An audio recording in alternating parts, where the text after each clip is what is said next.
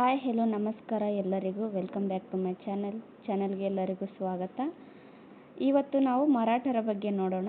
ಹಿಂದಿನ ಪಾಠದಲ್ಲಿ ನಾವು ಈ ಮೊಘಲರ ಬಗ್ಗೆ ನೋಡಿದ್ವಿ. ಇವತ್ತು ಮರಾಠರ ಬಗ್ಗೆ ನೋಡೋಣ.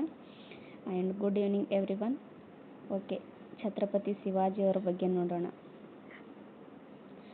ಉತ್ತರ ಭಾರತದಲ್ಲಿ ಮೊಘಲರು ಉಚ್ಛ್ರಾಯ ಕಾಲದಲ್ಲಿದ್ದಾಗ, ಅಂದರೆ ವೈಭವದ ಕಾಲದಲ್ಲಿದ್ದಾಗ, ದಕ್ಕನ್ ಪ್ರದೇಶದಲ್ಲಿ ಮೊಘಲರನ್ನು ಪ್ರತಿಭಟಿಸಿ ಅಧಿಕಾರಕ್ಕೆ ಬಂದವರು ಮರಾಠರು. ಈ ಮೊಘಲರನ್ನು, ಇದೇನು ಬಲಿಷ್ಠವಾದಂಥ ಸಾಮ್ರಾಜ್ಯವಾಗಿರುತ್ತೆ ಇದು ಮೊಘಲರು.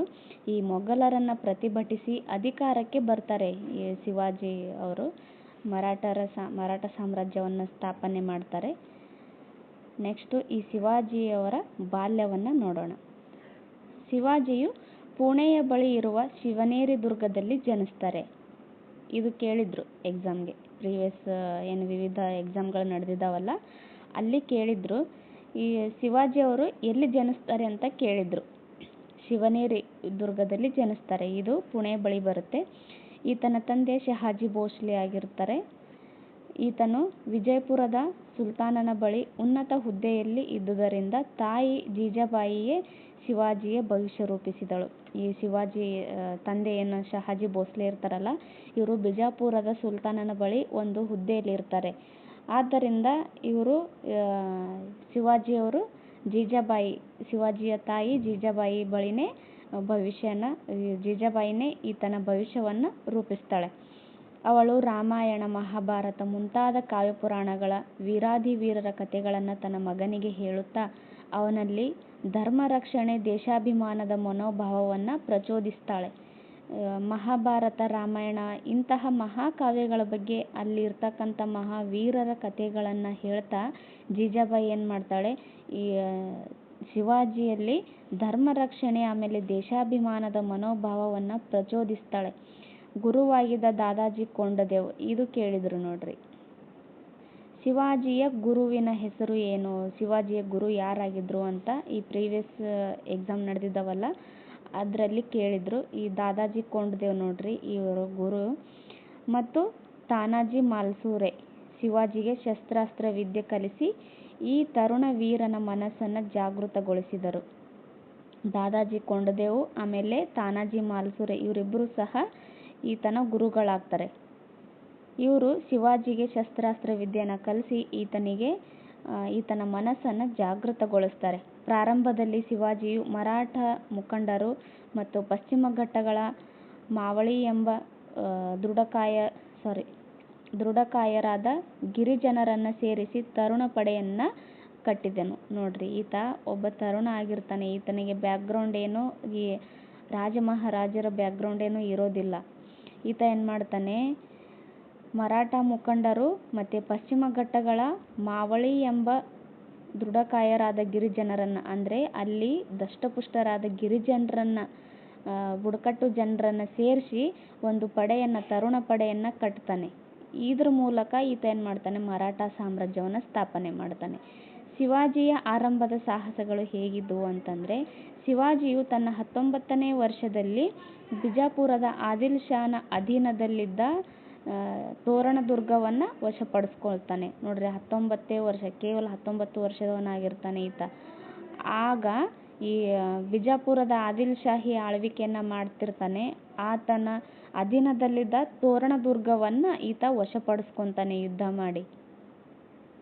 19 ವರ್ಷದಲ್ಲಿ ಇಂತಹ ಒಂದು ಸಾಹಸ ಮಾಡಿದಾರಂದರೆ ನಂಬಕ್ಕೆ ಆಗಲ್ಲ. ಇವರು 19 ವರ್ಷದಲ್ಲೇ ತೋರಣ ದುರ್ಗವನ್ನು ವಶಪಡಿಸ್ಕೊತಾನೆ. ನಂತರ ರಾಯಗಢ, ಸಿಂಹಗಢ, ಪ್ರತಾಪಗಢ ಮುಂತಾದ ಕೋಟೆಗಳನ್ನು ಒಂದೊಂದಾಗಿ ಈತ ಗೆದ್ದುಕೊಳ್ತಾನೆ. ನೋಡ್ರಿ, ಇಲ್ಲಿ ನೀವು ಇನ್ನೊಂದು ಅಬ್ಸರ್ವ್ ಮಾಡಬೇಕು. ಇದೇನು ಲಾಸ್ಟ್ಗೆ ಗಡ್ ಅಂತ ಬರುತ್ತಲ್ಲ, ಇದು ಈ ಮರಾಠಿ ಭಾಷೆನಲ್ಲಿ ಗಡ್ ಅಂತ ಅಂದರೆ ಕೋಟೆ ಅಂತ ಅರ್ಥ. ಹಾಗಾಗಿ ಈ ರಾಯಗಢ ಆಮೇಲೆ ಸಿಂಹಗಢ, ಪ್ರತಾಪಗಢ ಅನ್ನೋ ಕೋಟೆಗಳನ್ನು ಈತ ಒಂದೊಂದಾಗಿ ಗೆದ್ದುಕೊಳ್ತಾನೆ. ಇದರಿಂದ ಕುಪಿತನಾದ ವಿಜಯಪುರದ ಸುಲ್ತಾನನು ಶಿವಾಜಿಯನ್ನು ಹತ್ತಿಕ್ಕಲು ತನ್ನ ಸೇನಾನಿ ಅಫ್ಜಲ್ ಖಾನನನ್ನು ಕಳುಹಿಸ್ತಾನೆ. ಬಿಜಾಪುರದ ಸುಲ್ತಾನ ಈ ಅಫ್ಜಲ್ ಖಾನನಿಗೆ ಕಳಿಸ್ತಾನೆ. ಅಫ್ಜಲ್ ಖಾನ್ ಒಪ್ಪಂದದ ಮಾತುಗಳನ್ನಾಡಲು ಶಿವಾಜಿಯನ್ನು ಬರಹೇಳಿ ಮೋಸದಿಂದ ಅವನನ್ನು ಕೊಲ್ಲಲೆತ್ನಿಸಿದನು. ಈ ಉಗ್ರನಖ ಅಂತ ಬರ್ತವೆ, ಕೈಗೆ ಉಗ್ರನಖಗಳನ್ನು ಧರಿಸ್ಕೊಂಡು ಈತನಿಗೆ ಕೊಲ್ತಾನೆ ನೋಡ್ರಿ ಅಫ್ಜಲ್ ಖಾನನನ್ನು. ಆದರೆ ಶಿವಾಜಿಯದೇ ಮೇಲುಗೈ ಆಗಿ ಅವನು ಅಫ್ಜಲ್ ಖಾನನನ್ನು ಕೊಲ್ತಾನೆ. ಓಕೆ, ನೆಕ್ಸ್ಟ್ ನೋಡೋಣ.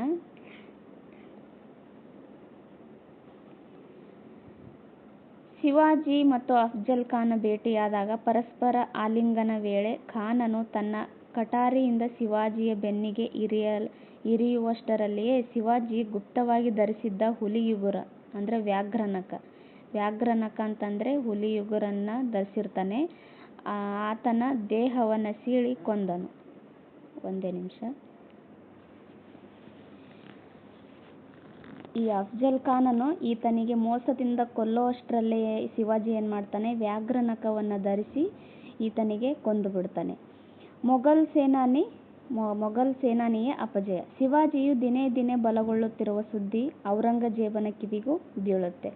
ಈ ಔರಂಗಜೇಬನು ಈತನ ಟೈಮಲ್ಲಿ ಆಳ್ವಿಕೆಯನ್ನು ಮಾಡ್ತಾ ಇರ್ತಾನೆ ಮೊಘಲರ ಸಾಮ್ರಾಜ್ಯದಲ್ಲಿ. ಔರಂಗಜೇಬನು ದಕ್ಕನ್ ಪ್ರದೇಶದಲ್ಲಿ ತನ್ನ ಅಧಿಕಾರಿಯಾಗಿದ್ದ ಶೈಸ್ತೆ ಖಾನನನ್ನು ಶಿವಾಜಿಯ ನಿಗ್ರಹಕ್ಕಾಗಿ ಕಳುಹಿಸಿಕೊಟ್ಟನು. ಈ ಔರಂಗಜೇಬನು ಇದು ಕೇಳಿದ್ರು ಈ ಹಿಂದೆ ಎಕ್ಸಾಮಲ್ಲಿ. ಔರಂಗಜೇಬನು ಯಾರನ್ನ ಈ ಶಿವಾಜಿಯ ನಿಗ್ರಹಕ್ಕಾಗಿ ಅಥವಾ ಶಿವಾಜಿನ ಸೋಲಿಸೋದಕ್ಕೆ ಅಥವಾ ಸಾಯಿಸೋದಕ್ಕೆ ಕಳಿಸಿದ್ದ ಅಂತ ಕೇಳಿದ್ರು. ಇದು ಶಹಿಸ್ತ ಖಾನ್ ನೋಡ್ರಿ, ಶಹಿಸ್ತ ಖಾನನನ್ನು ಕಳಿಸ್ತಾನೆ ಈತ. ಆದರೆ ಶಿವಾಜಿ ಶಹಿಸ್ತ ಖಾನನನ್ನು ಉಪಾಯದಿಂದ ಸೋಲಿಸಿದ. ಶಹಿಸ್ತ ಖಾನ್ ಪುಣೆಯ ಅರಮನೆಯಲ್ಲಿ ಬೀಡು ಬಿಟ್ಟಿದ್ದ. 2 ವರ್ಷ ಕಳೆದರೂ ಶಿವಾಜಿಯನ್ನು ಸೆರೆ ಹಿಡಿಯಲು ಅವನಿಗೆ ಸಾಧ್ಯವಾಗಲಿಲ್ಲ. ಶಿವಾಜಿ ಸೈನಿಕರೊಂದಿಗೆ ವೇಷ ಬದಲಿಸಿ ಖಾನನ ವಾಸಸ್ಥಾನವನ್ನು ಕಾಳರಾತ್ರಿಯ ವೇಳೆ ಅಂದರೆ ಕತ್ತಲಲ್ಲಿ ಪ್ರವೇಶಿಸಿ ಆತನ ಮೇಲೆ ಹಠಾತ್ತನೆ ದಾಳಿ ಇಟ್ಟ. ಖಾನನು ಹೇಗೋ ದಾಳಿಯಿಂದ ಪಾರಾದರೂ ತನ್ನ ಹೆಬ್ಬೆರಳನ್ನು ಕಳೆದುಕೊಂಡ. ಶೈಸ್ತೆ ಖಾನ್ ಭಯಭೀತಿಯಿಂದ ಪುಣೆಯಿಂದ ಪಲಾಯನಗೈದ.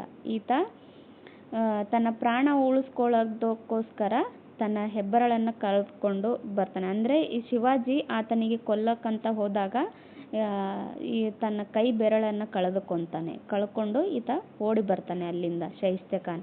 ಈತನಿಗೂ ಸಹ ಶಿವಾಜಿಯನ್ನು ಸೋಲಿಸೋದಕ್ಕೆ ಆಗೋದಿಲ್ಲ ನೋಡ್ರಿ. ಇನ್ನು ಮತ್ತೆ ಯಾರನ್ನು ಸೋಲಿಸ್ತಾನೆ ಅಂತಂದರೆ ದಕ್ಕನಿಗೆ ರಾಜ ಜಯಸಿಂಹ ಬರ್ತಾನೆ. ಇದಾದ ಮುಂದಿನ ವರ್ಷವೇ ಶಿವಾಜಿ ಮೊಘಲರ ವಶವಿದ್ದ ಸೂರತ್ ನಗರವನ್ನು ಮುತ್ತಿಗೆ ಹಾಕಿ ಅಪಾರ ಧನವನ್ನು ವಶಪಡಿಸಿಕೊಂಡ.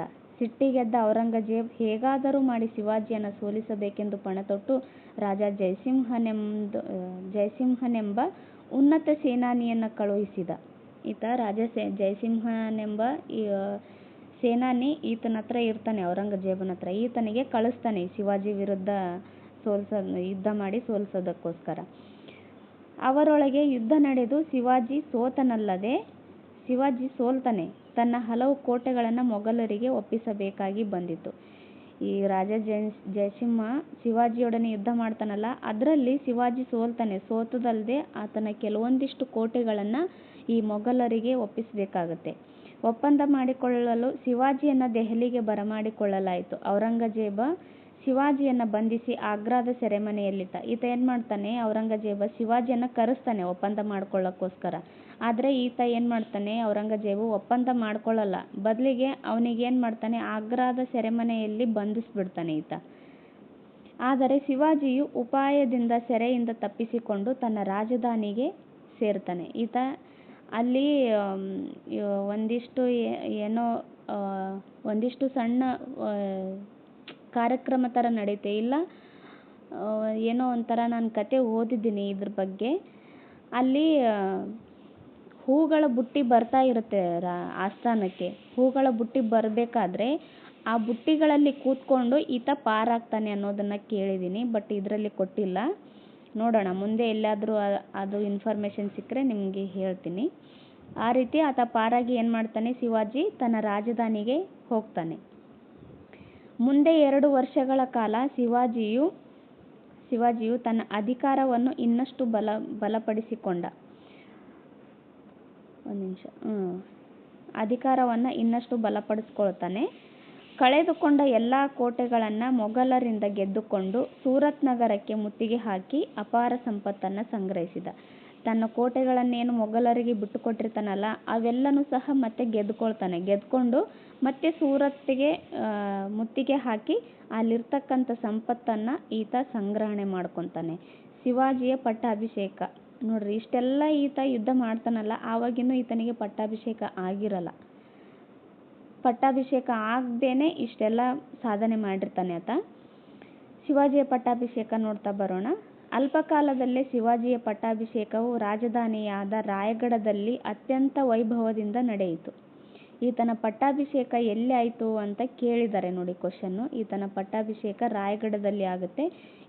ಈ ರಾಯಗಢ ಈ ಶಿವಾಜಿಯ ರಾಜಧಾನಿಯಾಗಿರುತ್ತೆ ನೋಡಿ, ಮರಾಠರ ರಾಜಧಾನಿಯಾಗಿರುತ್ತೆ. ಅವನು ಛತ್ರಪತಿ ಎಂಬ ಬಿರುದು ಧರಿಸಿ ತನ್ನ ರಾಜ್ಯವನ್ನು ಹಿಂದವಿ ಸ್ವರಾಜ್ಯ ಎಂದು ಕರೆದ. ಈತ ಛತ್ರಪತಿ ಎಂಬ ಬಿರುದನ್ನು ಪಡಿತಾನೆ. ಆಮೇಲೆ ತನ್ನ ರಾಜ್ಯವನ್ನು ಹಿಂದವಿ ಸ್ವರಾಜ್ಯ ಎಂದು ಕರೆದು ಆಳ್ವಿಕೆಯನ್ನು ಮಾಡ್ತಾನೆ. ಮುಂದೆ ಶಿವಾಜಿಯು ಜಿಂಜಿ, ವೆಲ್ಲೂರು, ಮೈಸೂರು ಪ್ರಾಂತ್ಯದ ವಿಶಾಲವಾದ ಭೂಭಾಗಗಳನ್ನು ಸಹ ಈತ ವಶಪಡಿಸ್ಕೊಂಡು ಅಲ್ಲಿರ್ತಕ್ಕಂಥ ಅಪಾರ ಸಂಪತ್ತನ್ನು ಕೂಡಿ ಹಾಕಿದ. ಅಂದರೆ ಅಲ್ಲಿರ್ತಕ್ಕಂಥ ಸಂಪತ್ತನ್ನೆಲ್ಲ ಈತ ತನ್ನ ವಶದಲ್ಲಿ ತಗೊಳ್ತಾನೆ. ನೆಕ್ಸ್ಟು, ಆದರೆ ಮರಾಠರ ವೈಭವವನ್ನು ನೋಡಲು ಶಿವಾಜಿಯು ಬಹುಕಾಲ ಬಾಳಲಿಲ್ಲ. ಈತ ಭಾಳ ವರ್ಷ ಬದುಕಿರಲಿಲ್ಲ, ಅಂದರೆ ಬೇಗನೆ ತೀರು ಹೋಗ್ತಾನೆ ಅಂತ ಅರ್ಥ. ಓಕೆ, ನೆಕ್ಸ್ಟ್ ನೋಡೋಣ. ಶಿವಾಜಿಯ ಆಡಳಿತ ಪದ್ಧತಿಯನ್ನು ನೋಡೋಣ. ಶಿವಾಜಿ ಯಾವ ರೀತಿ ಆಡಳಿತವನ್ನು ನಡೆಸಿದ? ಈ GPST ಯಾರಿಗೆ ಕೇಳ್ತಾರೆ, ಶಿವಾಜಿಯ ಆಡಳಿತ ಪದ್ಧತಿ ಬಗ್ಗೆ ಟಿಪ್ಪಣಿ ಬರೆಯಿರಿ ಅಂತ ಕೇಳ್ತಾರೆ ನೋಡಿ. ಆವಾಗ ಇವೆಲ್ಲ ಬರಿಬೇಕು. ಆತನ ಕಂದಾಯ ಆಡಳಿತ ಹೇಗಿತ್ತು, ಆತನ ಸೈನ್ಯಾಡಳಿತ ಹೇಗಿತ್ತು. ಅಂದರೆ ಇಲ್ಲೇನು ಕೊಟ್ಟಿದ್ದಾರಲ್ಲ ಕಂದಾಯ ಆಡಳಿತ ಅಂತ ಕೊಟ್ಟು ಇಷ್ಟೆಲ್ಲ ಬರೆಯೋ ಅವಶ್ಯಕತೆ ಇಲ್ಲ. ಜಸ್ಟ್ ಒಂದೆರಡು ಪಾಯಿಂಟ್ ಹಾಕಿದರೆ ಸಾಕು. ಆಡಳಿತದಲ್ಲಿ ಸಹಕರಿಸಲು ಅಷ್ಟಪ್ರಧಾನರೆಂಬ 8 ಮಂತ್ರಿಗಳಿದ್ದರು. ಇದು ಇಂಪಾರ್ಟೆಂಟು. ಇದು ಕೇಳಿದರು. ಅಷ್ಟಪ್ರಧಾನರೆಂಬ 8 ಮಂತ್ರಿಮಂಡಲವನ್ನು ಹೊಂದಿರತಕ್ಕಂಥ ರಾಜ ಯಾರ ಆಸ್ಥಾನದಲ್ಲಿದ್ದರು ಅಂತ ಕೇಳಿದ್ದಾರೆ ನೋಡಿ. ಇದು ಈ ಹಿಂದೆ ಎಕ್ಸಾಮ್ ನಡೆದಿದ್ದಾವಲ್ಲ ಅದರಲ್ಲಿ ಕೇಳಿದ್ರು. ಶಿವಾಜಿ ಆಡಳಿತದಲ್ಲಿ ಅಷ್ಟಪ್ರಧಾನರಿರ್ತಾರೆ. ಆಮೇಲೆ ಪ್ರಧಾನ ಮಂತ್ರಿಯನ್ನು ಪೇಶ್ವೆ ಅಂತ ಕರೀತಾರೆ ನೋಡ್ರಿ. ಇಲ್ಲಿ ಪೇಶ್ವೆಗಳ ಆಳ್ವಿಕೆನೂ ಬರುತ್ತೆ. ಶಿವಾಜಿ ತೀರೋದ್ಮೇಲೆ ಅಲ್ಲೇನಾಗುತ್ತೆ, ಸಾಮ್ರಾಜ್ಯ ದುರ್ಬಲವಾಗುತ್ತೆ. ಅಲ್ಲಿ ಅಪ್ರಾಪ್ತ ವಯಸ್ಕರು ಆಳ್ವಿಕೆಯನ್ನು ಮಾಡ್ತಿರ್ಬೇಕಾದ್ರೆ ಅವರ ಹೆಸರಲ್ಲಿ ಈ ಪೇಶ್ವೆಗಳ ಆಳ್ವಿಕೆಯನ್ನು ನಡೆಸ್ತಾ ಇರ್ತಾರೆ. ಅವ್ರ ಬಗ್ಗೆ ಮುಂದೆ 8ನೇ ಕ್ಲಾಸಲ್ಲಿ ಬರುತ್ತೆ, ಆವಾಗ ಹೇಳ್ತೀನಿ. ಇವರ ಕಂದಾಯ ಆಡಳಿತ ಹೇಗಿತ್ತು ಅಂತಂದರೆ, ರೈತರು ಬಿತ್ತನೆ ಬೀಜ ಮತ್ತು ರಾಸುಗಳನ್ನು ಕೊಳ್ಳಲು ಅನುಕೂಲವಾಗುವಂತೆ ಸರ್ಕಾರ ಅವರಿಗೆ ಸಾಲ ನೀಡ್ತಾ ಇತ್ತು. ಅಂದರೆ ಇವಾಗ ಏನು ಪ್ರೆಸೆಂಟ್ ನಮ್ಮಲ್ಲಿ ಐತಲ್ಲ, ಈ ರೈತರು ಬಿತ್ತನೆ ಬೀಜ ಮಾಡೋದಕ್ಕೋಸ್ಕರ ಅಥವಾ ಏನಾದರೂ ಕೊಂಡ್ಕೋಬೇಕಾದ್ರೆ ಈ ಹೊಲದ ಮೇಲೆ ಲೋನ್ ಅಂತ ತೊಗೊತಾರಲ್ಲ, ಆ ವ್ಯವಸ್ಥೆ ಈ ಶಿವಾಜಿ ಸಾಮ್ರಾಜ್ಯದಲ್ಲೂ ಇತ್ತು ನೋಡಿ. ಕೃಷಿ ಭೂಮಿಗೆ ನೀರಾವರಿ ಸೌಲಭ್ಯವನ್ನು ಒದಗಿಸಲಾಗ್ತಾ ಇತ್ತು. ಆಮೇಲೆ ಉತ್ಪನ್ನದ 1/3 ಭಾಗವನ್ನು ಕಂದಾಯ ರೂಪದಲ್ಲಿ ಸಂಗ್ರಹಿಸಲಾಗುತ್ತಿತ್ತು. ಇದು ಇಂಪಾರ್ಟೆಂಟ್. ಈತ ಎಷ್ಟು ಕಂದಾಯವನ್ನು ಸಂಗ್ರಹಿಸ್ತಾ ಇದ್ದ ಅಂತ ಕೇಳ್ತಾರೆ. ಇದು 1/3 ಭಾಗದಷ್ಟು ಕಂದಾಯವನ್ನು ಈತ ಸಂಗ್ರಹಿಸ್ತಾ ಇದ್ದ. ಈತನ ಸೈನ್ಯಾಡಳಿತ ಹೇಗಿತ್ತು ಅಂದರೆ, ಶಿವಾಜಿಯು ಸೈನ್ಯಾಡಳಿತಕ್ಕೆ ವಿಶೇಷ ಒತ್ತು ಕೊಟ್ಟನು. ಸೈನ್ಯದಲ್ಲಿ ಕಾಲ್ದಳ, ಅಶ್ವದಳ, ನೌಕಾದಳ ಮತ್ತು ಫಿರಂಗಿ ದಳಗಳಿದ್ದವು. ಈ ಸೈನ್ಯಾಡಳಿತ ಅಂತ ಬರೆದ್ಬಿಟ್ಟು ಅಲ್ಲಿ ಶಿವಾಜಿಯ ಸೈನ್ಯಾಡಳಿತದಲ್ಲಿ ಕಾಲ್ದಳ, ಅಶ್ವದಳ, ನೌಕಾದಳ ಮತ್ತು ಫಿರಂಗಿ ದಳಗಳು ಇದ್ದುವು ಅಂತ ಬರಿಬೇಕು. ಆಮೇಲೆ ಶಿವಾಜಿಯ ಸೈನ್ಯವು ಶಿಸ್ತಿಗೆ ಹೆಸರಾಗಿತ್ತು. ಈ ಒಂದು ಪಾಯಿಂಟ್ ಮೆನ್ಷನ್ ಮಾಡಬೇಕು. ಪ್ರಜೆಗಳನ್ನು ಮತ್ತು ಪಶುಗಳನ್ನು ಲೂಟು ಮಾಡುವಂತಿರಲಿಲ್ಲ. ಇವರು ಯಾರ ಮೇಲೇನ ಯುದ್ಧ ಮಾಡಿರ್ತಾರಲ್ಲ ಬೇರೆ ಸಾಮ್ರಾಜ್ಯಗಳ ಮೇಲೆ, ಅಲ್ಲಿ ಪಶುಗಳಾಗಿರ್ಬೋದು ಅಥವಾ ಪ್ರಜೆಗಳಾಗಿರ್ಬೋದು ಅವರನ್ನು ಲೂಟಿ ಮಾಡುವಂತಿರಲಿಲ್ಲ ಇವರ ಇದರಲ್ಲಿ. ಓಕೆ, ನೆಕ್ಸ್ಟು ಕೋಟೆಗಳು ಹೇಗಿದ್ದವು ಈ ಶಿವಾಜಿ ಕೋಟೆಗಳಂದರೆ, ಶಿವಾಜಿ ಗೆರಿಲ್ಲಾ ಯುದ್ಧ ತಂತ್ರವನ್ನು ಬಳಸ್ತಾ ಇದ್ದ. ಗೆರಿಲ್ಲಾ ಯುದ್ಧ ಯೋಧರಿಗೆ ರಕ್ಷಣೆ ಪಡೆಯಲು ಕೋಟೆಗಳು ಅತ್ಯುತ್ತಮ ಸ್ಥಳಗಳಾಗಿದ್ದವು. ಅವನ ವಶದಲ್ಲಿ 240 ಕೋಟೆಗಳಲ್ಲಿ 111 ಕೋಟೆಗಳನ್ನು ಅವನೇ ಕಟ್ಟಿಸಿದ್ದನು ನೋಡ್ರಿ. ಈತ ಈತನ ವಶದಲ್ಲಿ ಎಷ್ಟು ಕೋಟೆಗಳಿದ್ದವು ಶಿವಾಜಿ ವಶದಲ್ಲಿ ಅಂದರೆ 240 ಕೋಟೆಗಳಿರ್ತಾವಂತೆ. ಅದರಲ್ಲಿ 111 ಕೋಟೆಗಳು ಸ್ವತಃ ಈತನೇ ಕಟ್ಟಿಸಿರ್ತಾನೆ, ಶಿವಾಜಿನೇ. ಈತ ಗೆರಿಲ್ಲಾ ಯುದ್ಧ ತಂತ್ರವನ್ನು ಬಳಸ್ತಾ ಇದ್ದ ನೋಡ್ರಿ. ಇದು ಕೇಳಿದ್ದಾರೆ ಪ್ರೀವಿಯಸ್ ಅಂದರೆ ಈ ಹಿಂದೆ ಎಕ್ಸಾಮ್ ನಡೆದಿದ್ದಾವಲ್ಲ ಅದರಲ್ಲಿ ಕೇಳಿದ್ದಾರೆ. ಈ ಶಿವಾಜಿ ಯಾವ ಒಂದು ಯುದ್ಧ ತಂತ್ರವನ್ನು ಅರಿತಿದ್ದ ಅಂತ ಕೇಳಿದರು. ಗೆರಿಲ್ಲಾ ಯುದ್ಧ ತಂತ್ರ ನೋಡ್ರಿ, ಇದು ಇಂಪಾರ್ಟೆಂಟ್. ತುಂಬ ಸರಿ ಕೇಳಿದ್ದಾರೆ ನೋಡಿ ಎಕ್ಸಾಮ್ಗೆ. ಈ ನೆಕ್ಸ್ಟು ಈ TETಗೂ ಸಹ ಕೇಳ್ತಾರೆ ನೋಡಿ. ಓಕೆ, ನೆಕ್ಸ್ಟ್ ನೋಡೋಣ. ಶಿವಾಜಿಯ ಕೋಟೆ ಇದು ರಾಯಗಢ ಕೋಟೆ ನೋಡ್ರಿ. ಇಲ್ಲಿ ಕಾಣ್ತಾ ಇದೆಯಲ್ಲ, ಇದು ರಾಯಗಢ ಕೋಟೆ. ಇಲ್ಲಿದೆ ನೋಡ್ರಿ, ಶಿವಾಜಿಯ ರಾಯಗಢ ಕೋಟೆ. ನೆಕ್ಸ್ಟ್ ನೋಡೋಣ. ಚಿಕ್ಕ ಚಿಕ್ಕ ತಂಡಗಳಲ್ಲಿ ಶತ್ರುಗಳ ಮೇಲೆ ಹಠಾತ್ತನೆ ದಾಳಿ ಮಾಡುವ, ಶತ್ರುಗಳಿಗೆ ಕಾಟ ಕೊಡುವ ಯುದ್ಧ ತಂತ್ರವೇ ಗೆರಿಲ್ಲಾ ಯುದ್ಧ ತಂತ್ರವಾಗಿದೆ. ಇದನ್ನು ಸಹ ಕೇಳಿದ್ರು ಡೆಫಿನೇಷನ್. ಗೆರಿಲ್ಲಾ ಯುದ್ಧ ತಂತ್ರ ಯಾವ ರೀತಿಯಾಗಿರುತ್ತೆ ಅಂತ. ಚಿಕ್ಕ ಚಿಕ್ಕ ತಂಡಗಳಾಗಿ ಶತ್ರುಗಳ ಮೇಲೆ ಹಠಾತ್ತನೆ ದಾಳಿ ಮಾಡೋದು, ಆಮೇಲೆ ಶತ್ರುಗಳಿಗೆ ಕಾಟ ಕೊಡೋದು, ಇದು ಯುದ್ಧ ತಂತ್ರವಾಗಿದೆ, ಈ ಗೆರಿಲ್ಲಾ ಯುದ್ಧ ತಂತ್ರ. ಯುದ್ಧ ಕಾಲದಲ್ಲಿ ಸೆರೆ ಸಿಕ್ಕಿದ್ದ ಸ್ತ್ರೀಯರನ್ನು ಅವರ ಪೋಷಕರಿಗೆ ಒಪ್ಪಿಸಲಾಗ್ತಿತ್ತು ನೋಡ್ರಿ. ಬೇರೆ ಈ ಮೊಘಲರಾಗಿರ್ಬೋದು, ಈ ದೆಹಲಿ ಸುಲ್ತಾನರಾಗಿರ್ಬೋದು, ಅವರು ಈ ಸ್ತ್ರೀಯರನ್ನು ಸೆರೆ ಸಿಕ್ಕರೆ ಅವರನ್ನು ತಮ್ಮ ಅರಮನೆ ಕರ್ಕೊಂಡು ಹೋಗ್ತಾ ಇದ್ರು, ದಾಸಿಯರನ್ನಾಗಿ ಮಾಡ್ಕೊತಾ ಇದ್ರು. ಬಟ್ ಈ ಶಿವಾಜಿ ಆ ಥರ ಅಲ್ಲ. ಇವರೇನು ಸ್ತ್ರೀಯರನ್ನು ಅವರ ಪೋಷಕರಿಗೆ ಒಪ್ಪಿಸ್ತಾ ಇದ್ರು. ಯುದ್ಧ ಕಾಲದಲ್ಲಿ ಸೈನಿಕರು ಮಸೀದಿಗಳನ್ನು ನಾಶ ಮಾಡುವಂತಿರಲಿಲ್ಲ. ಪವಿತ್ರ ಕುರಾನಿನ ಪ್ರತಿಯು ಕೈ ಸೇರಿದರೆ ಅದನ್ನು ಗೌರವಪೂರ್ವಕವಾಗಿ ಸಂಬಂಧಪಟ್ಟವರಿಗೆ ಹಿಂತಿರುಗಿಸಬೇಕಾಗಿತ್ತು ನೋಡ್ರಿ. ಇವರು ಯುದ್ಧದಲ್ಲಿ ಏನೇ ಗೆದ್ರೂ ಅದಕ್ಕೆ ಗೌರವ ಕೊಡ್ತಾ ಇದ್ರು. ಈ ಬೇರೆಯವರು ಆ ಥರ ಇಲ್ಲ. ಈ ಅಲಾವುದ್ದೀನ್ ಖಿಲ್ಜಿ ಆಗಿರ್ಬೋದು, ಅವ್ರೇನು ಮಾಡ್ತಾರೆ, ನಮ್ಮ ಹಿಂದೂ ದೇವಾಲಯಗಳಿರ್ತಾವಲ್ಲ ಅವೆಲ್ಲ ಭಗ್ನ ಮಾಡ್ತಾ ಇದ್ರು. ಬಟ್ ಇವರು ಆ ಥರ ಅಲ್ಲ, ಮಸೀದಿಗಳನ್ನು ಹೊಡಿತಾ ಇರಲಿಲ್ಲ. ಆಮೇಲೆ ಈ ಕುರಾನ್ ಕೈಗೇನಾದ್ರು ಸಿಕ್ಕಿದ್ರೆ ಅದನ್ನು ಯಾರಿಗೆ ಸಂಬಂಧಪಟ್ಟಿರುತ್ತೋ ಅವರಿಗೆ ವಾಪಸ್ ಕೊಡ್ತಾ ಇದ್ರು ನೋಡಿ. ಶಿವಾಜಿಯ ವ್ಯಕ್ತಿತ್ವ ಮತ್ತು ಸಾಧನೆ ಹೇಗಿತ್ತು ಅಂತ ಎಕ್ಸಾಮಿಗೆ ಕೇಳ್ತಾರೆ, ಟಿಪ್ಪಣಿ ಬರೆಯಿರಿ ಅಂತ. ಶಿವಾಜಿಯ ವ್ಯಕ್ತಿತ್ವ ಮತ್ತು ಸಾಧನೆಯ ಕುರಿತು ಟಿಪ್ಪಣಿ ಬರೆಯಿರಿ ಅಥವಾ ವಿವರಿಸಿ ಅಂತ GPSTRಗೆ ಕೇಳಬಹುದು ನೋಡಿ. ತನ್ನ ಜೀವನದಲ್ಲಿ ಅತ್ಯುಚ್ಚ ಗುಣ ಸ್ವಭಾವವನ್ನು ಹೊಂದಿದ ದೊರೆ ಶಿವಾಜಿಯಾಗಿರ್ತಾರೆ. ಅವನ ಪರಧರ್ಮ ಸಹಿಷ್ಣುತೆ ಅನುಸರಣೀಯವಾಗಿತ್ತು.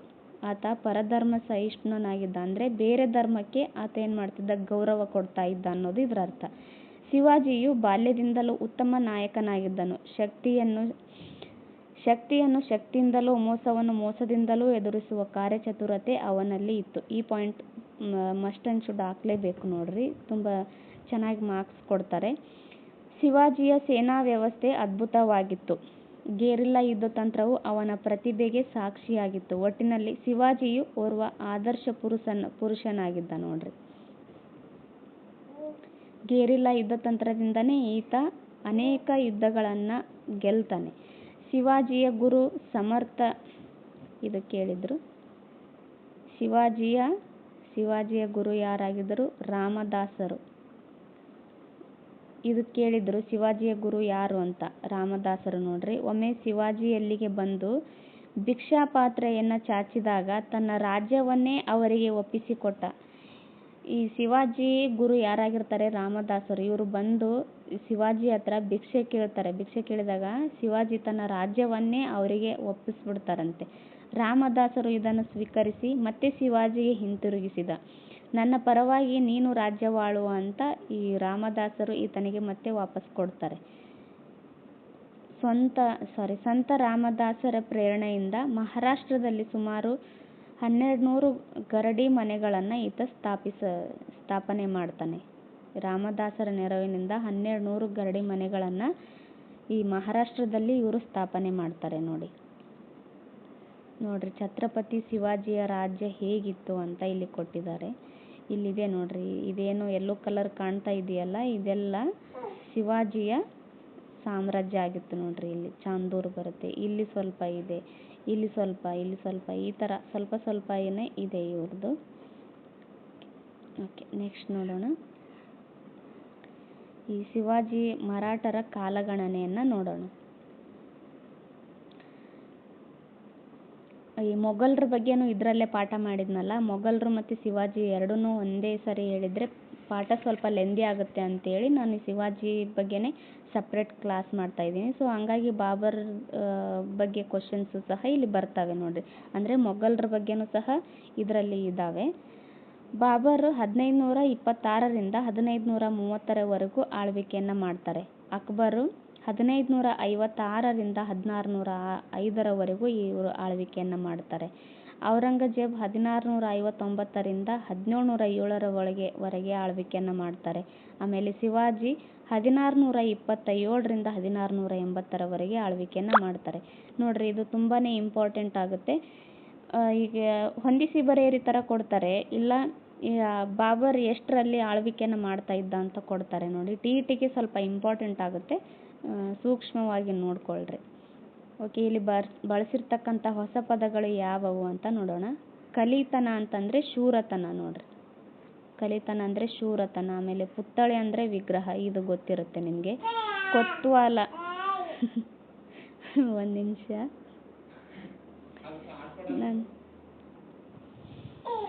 ಓಕೆ, ನನ್ನ ಮಗಳು ಇಷ್ಟೊತ್ತನ ಮಕ್ಕಂಡಿದ್ಲು, ಇವಾಗ ಎದ್ದುಬಿಟ್ಲು, ಕ್ಲಾಸ್ನು ಮುಗಿತಾ ಬಂತು. ಓಕೆ, ಕೊತ್ವಾಲ ಅಂದರೆ ಕೋಟೆ ಮತ್ತು ನಗರ ರಕ್ಷಕ.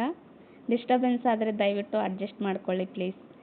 ಜೇಸಿಯಾ ಅಂತಂದರೆ ಮುಸಲ್ಮಾನ ದೊರೆಗಳು ಪ್ರತಿಯೊಬ್ಬ ವ್ಯಕ್ತಿಗೂ ಕೊಡಬೇಕೆಂದು ಹಿಂದೂ ಜನರ ಮೇಲೆ ವಿಧಿಸುತ್ತಿದ್ದ ತಲೆಗಂದಾಯ.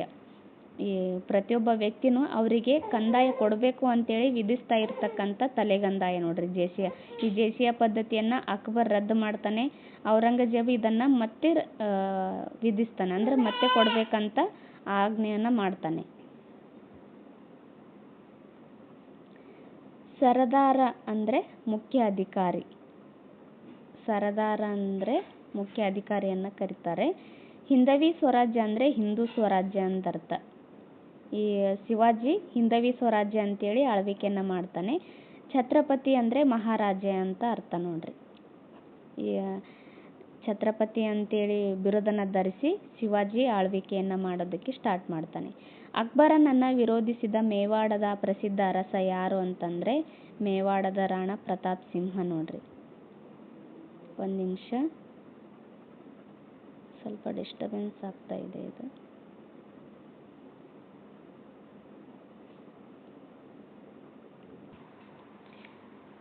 ಮೇವಾಡದ ರಾಣಾ ಪ್ರತಾಪ ಸಿಂಹ.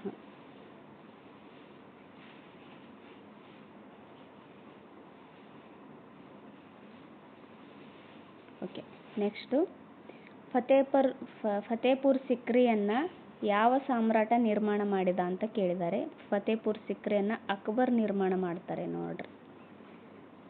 ಅಕ್ಬರ್ ನಿರ್ಮಾಣ ಮಾಡ್ತಾರೆ. ರಾಮಚರಿತ ಮಾನಸ ಯಾರು ಬರೀತಾರೆ ಅಂತಂದರೆ ತುಳಸಿದಾಸರು ಬರೀತಾರೆ ರಾಮಚರಿತ ಮಾನಸ.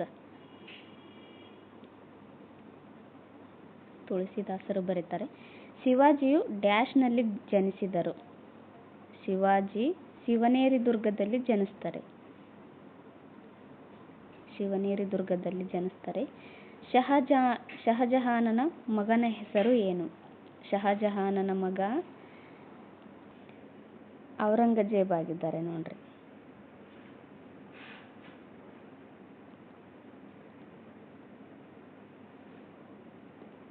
ಶಹಜಹಾನನ ಮಗ ಔರಂಗಜೇಬ್ ಆಗಿದ್ದಾನೆ. ಓಕೆ, ನೆಕ್ಸ್ಟ್ ನೋಡೋಣ. ಓಕೆ, ಇದು ಡಿಸ್ಕ್ರಿಪ್ಟಿವ್ ರೈಟಿಂಗ್ ಐತಲ್ಲ, ಇದ್ರ ಬಗ್ಗೆ ಒಂದು ಸಪ್ರೇಟ್ ಒಂದು ಕ್ಲಾಸ್ ಮಾಡ್ತೀನಿ. ಓಕೆ, ಇದಿಷ್ಟು ಇವತ್ತಿನ ಕ್ಲಾಸ್ ಆಗಿತ್ತು. ನೆಕ್ಸ್ಟ್ ಸಿಗೋಣ. ಭಾರತೀಯ ವೈಚಾರಿಕತೆ ಹಾಗೂ ಭಕ್ತಿ ಪಂಥ ಅನ್ನೋ ಪಾಠವನ್ನು ನೆಕ್ಸ್ಟ್ ನಾಳೆ ನೋಡೋಣ. ಓಕೆ, ಇದಿಷ್ಟು ಇವತ್ತಿನ ಕ್ಲಾಸ್ ಆಗಿತ್ತು. ಯಾರೆಲ್ಲ ಇನ್ನೂ ನನ್ನ ಚಾನೆಲನ್ನು ಸಬ್ಸ್ಕ್ರೈಬ್ ಮಾಡ್ಕೊಂಡಿಲ್ಲ ದಯವಿಟ್ಟು ನನ್ನ ಚಾನೆಲನ್ನು ಸಬ್ಸ್ಕ್ರೈಬ್ ಮಾಡ್ಕೊಳ್ಳಿ. ಹಾಗೂ ಇದು ಏನಾದರೂ ಕ್ಲಾಸ್ ನಿಮಗೆ ಇಷ್ಟ ಆಗಿದ್ದರೆ ಒಂದು ಲೈಕ್ ಮಾಡಿ, ಕಮೆಂಟ್ ಮಾಡಿ ಮತ್ತು ನಿಮ್ಮ ಫ್ರೆಂಡ್ಸ್ಗಳ ಜೊತೆಗೂ ಈ ವಿಡಿಯೋನ ಶೇರ್ ಮಾಡಿಕೊಳ್ಳಿ. Thank you. ಸಿಗೋಣ ನೆಕ್ಸ್ಟ್ ಕ್ಲಾಸಲ್ಲಿ.